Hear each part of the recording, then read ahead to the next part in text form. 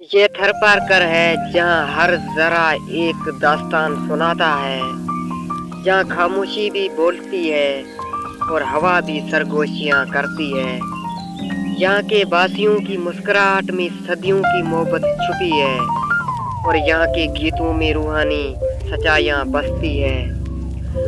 रेत पर चलने वाले हर कदम के नीचे किसी न किसी ख्वाब का अक्स होता है। ये सहरा, ये रेत, ये हवाएं सब शायरी के अल्फाज की तरह जुड़ी हुई है।